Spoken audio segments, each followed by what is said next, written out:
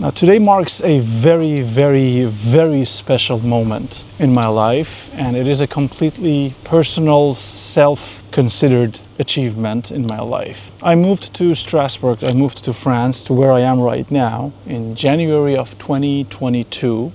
I'm filming this on July 2026, so 4 years ago. I got into university as a student on September of 2022, and in July of 2024, I finished my master's education in, well, the name of it translates a little weird, but basically in technology of education as well as didactics and applied linguistics. It's a big name.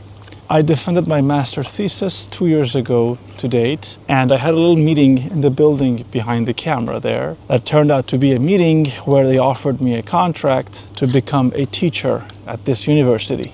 I should probably say this. I've told this story a bunch of times, and I'm not going to get into details again. I'm just going to gloss over some of the details. But I did not get in the first time. I didn't get accepted the first time I applied because they considered my profile to be atypical, and I had to defend my case, and I had to basically ask them for a second chance, which they gave it to me graciously, and I proved myself, and so they gave me a job. And now 2 years and almost a couple days have passed since the moment I finished defending my master thesis and I had my first meeting here. That means if you are counting the days from the moment I arrived here, if this is a line like that, and from today, from the day I defended my master thesis until today, it's roughly been 2 years on either side. And today marks the first day that I am I've been more a teacher here in France than I've been a student. I hope it makes sense. And I kind of wanted to celebrate that specific personal milestone by returning to the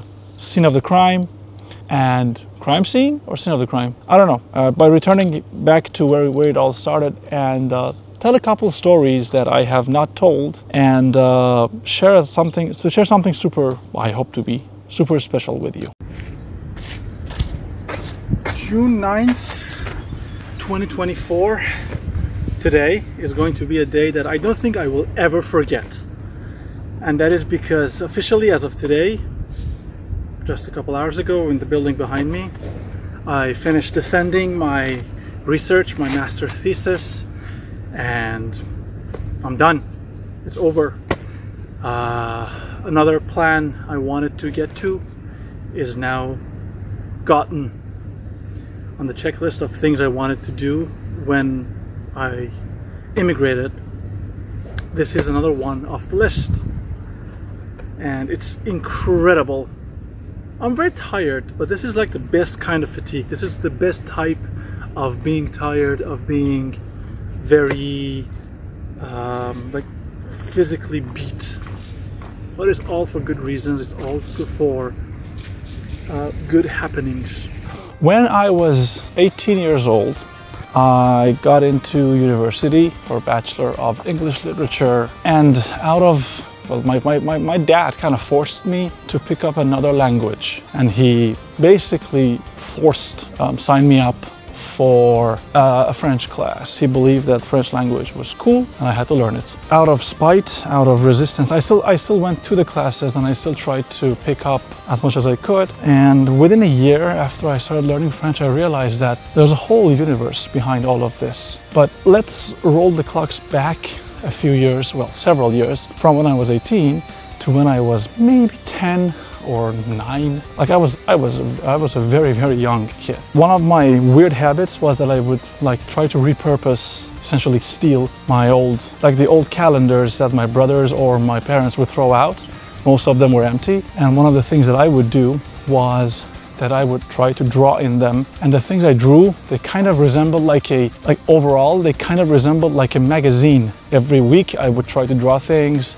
I would try to invent news pieces and news items to tell some kind of a story, something that I ended up doing through the YouTube platform, to tell a story every week and try to share my crazy visions with the world. And it became very clear for me, I was 12 or 13 years old by that time, that the city I was growing up in is not going to be the city that I will probably end up living forever. I always wanted to move to somewhere else where I could challenge myself linguistically, artistically, and I don't know what it was. This has nothing to do with politics or religion or any such controversial topics. The simple idea was that I wanted to be somewhere else because the people I was with, even sometimes my friends, they were not really, they were good people, of course, but they did not give me the feeling that I'd like to stay with them forever. Maybe this was a me thing, maybe this was it could be, I don't know, some kind of a psychological thing. However, I pushed, and when I turned 18 or 19, when I started university, I started looking outside of my borders a lot more passionately, and I tried to leave my country as much as I could. I've told this story numerous times, and there's a bunch of videos about that, so I'm not going to get into that specific thing. The thing I would like to talk about, however, was when I arrived here in Strasbourg in the January of 2022, towards the end of COVID-19, I remember I told my friend who came to pick me up at the airport that I don't think I will ever want to go back. I will do everything I can, that I'm going to die here. That was like my exact sentence that I told him.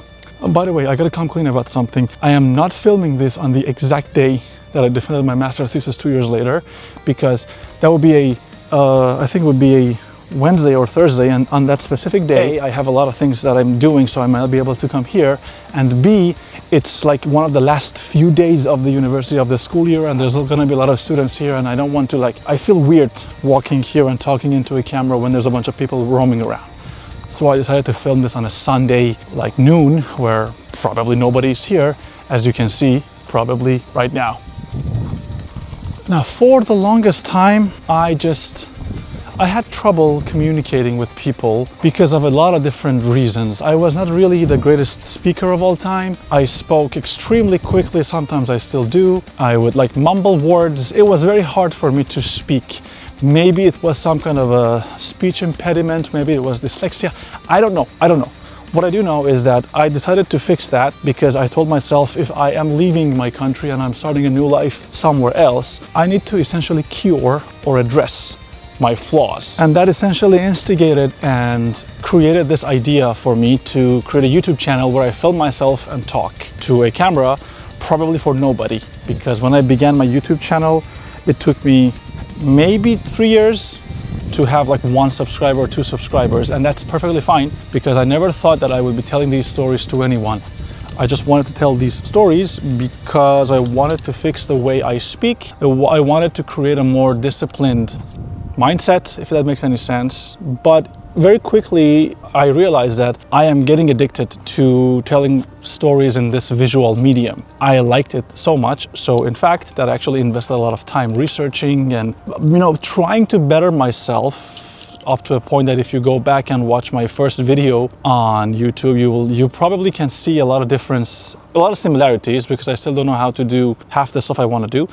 And also I'm trying to improve on every aspect of it, from the visuals to the audio to the storytelling to the narrative to the sequence of things, to all of those aspects. The point I'm trying to make here is that several years later, now I have the privilege and the chance and the opportunity to be working as a teacher, something I never thought I would ever become, because when I was 5 years old, 6 years old, since then I always wanted to be an astronaut. That was my whole thing. I really liked the space because ironically I believe that the place I was living in was just so boring. Maybe something else is out there, maybe something else is up there and can, make me feel happy. Well, something else was up there, but it wasn't just where I was standing on. I just needed to change the perspective, change the process, to change the outcome.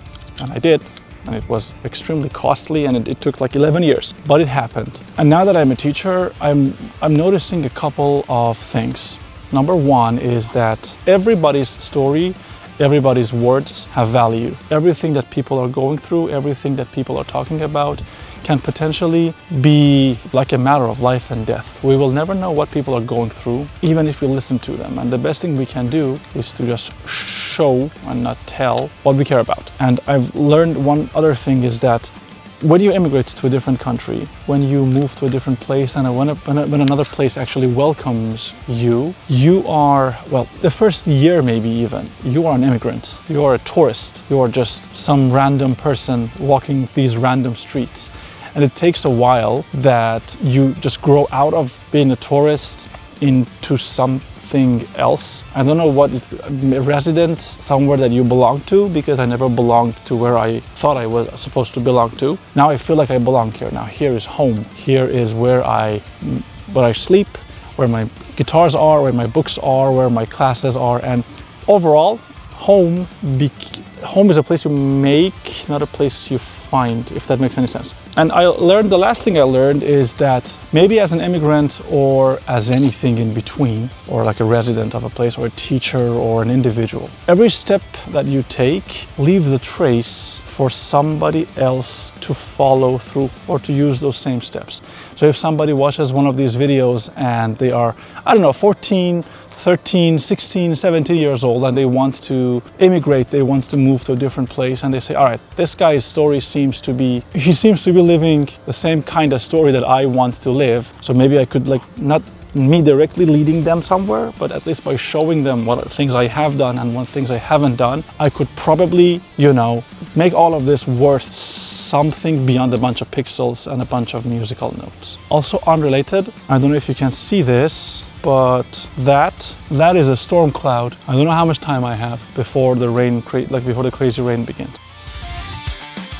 I've talked to you about what was before, what is now, and I kind of want to talk about what is next. What's going to happen. The first thing that I want to address is, again, the amount of pride, the amount of hope, the amount of energy that I've been receiving, because I realized that I needed a purpose in my life, and moving thousands of miles away from home, starting all over, learning a bunch of languages, learning a bunch of different things, all of that has been really worthwhile. So if you are looking for a sign to start thinking outside the box, maybe take this as one. Impossible is not a concept. If you're able to think about doing something, you're probably capable of doing it. For instance, I cannot even think about deep diving into ocean and swimming with the sharks. I don't think I'm even capable of thinking like that. So probably I'm not capable of doing it. But I was able to think about making a life outside of my own borders and starting fresh. It was very painful. It was very painful, but it was a necessary step to, become whatever it is that I am today. Now, for the future.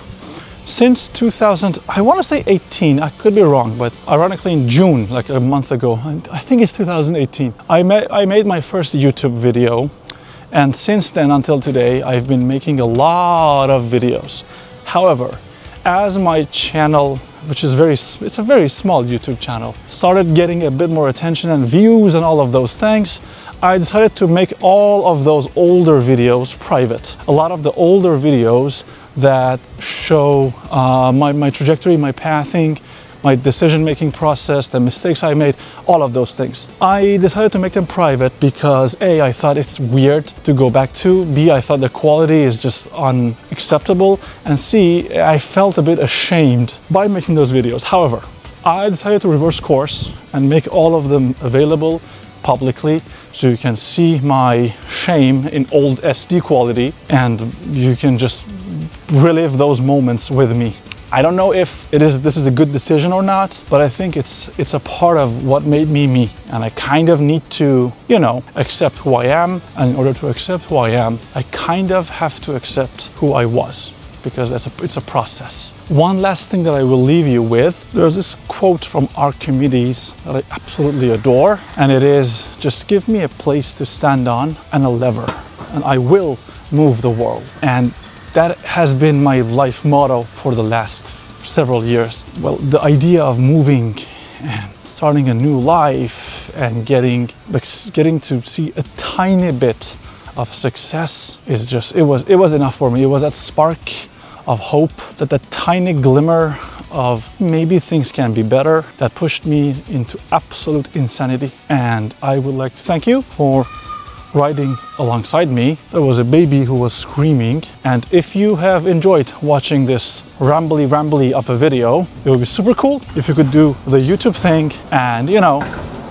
subscribe to the channel. Other than that, stay safe, stay sane. The reality is whatever happens, and I'm gonna quote one of my favorite video games now, even apocalypse has a day after. Tomorrow always comes. Have a great rest of your day, night, evening. I hope you enjoy your life. I hope you're enjoying it even more than before. We have a very limited time on this earth, and we just have to make it work somehow. Other than that, enjoy your life. Drink a lot of water, take your vitamins, stay safe, stay sane, wherever you are, whenever you are, and, well, peace.